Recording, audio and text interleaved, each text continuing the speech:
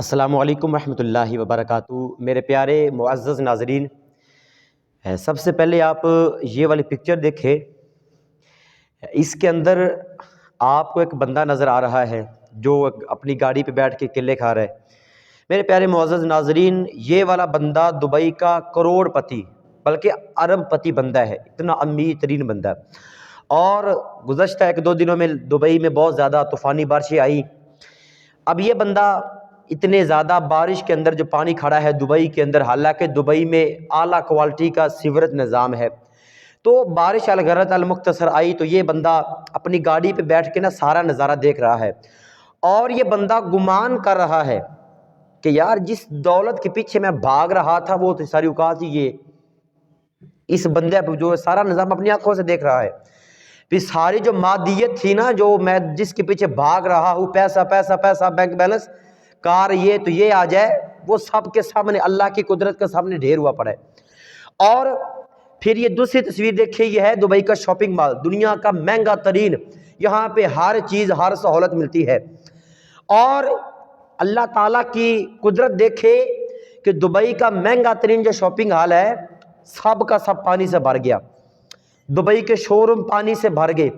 Dubai کے سارے roads پانی سے بھر گئے۔ اور میرے پیارے معزز ناظرین، اس میں دیکھیں ایک سوچنے کی بات یہ ہے بھی،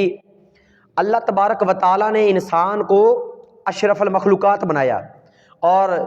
انسان اب انسانوں کے اندر مسلمان بھی ہر بندہ یہ سوچ بنا کے بیٹھ گیا ہے کہ بس پیسہ ہی سب کچھ ہے، اور پیسہ نہ ہو تو کچھ بھی نہیں ہے۔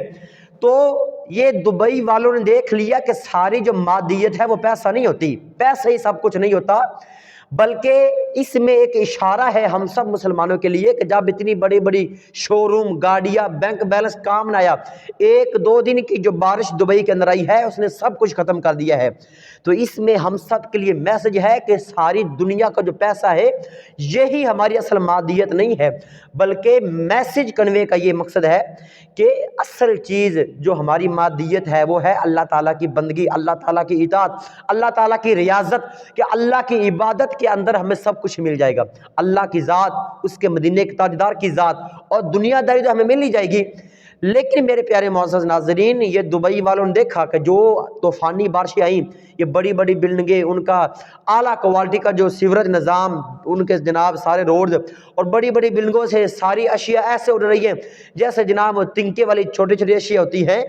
تو اس میں ہم سب کے لیے بہت بڑا میسج ہے میرے پیارے معزز ناظرین کہ سب کچھ پیسہ نہیں ہوتا،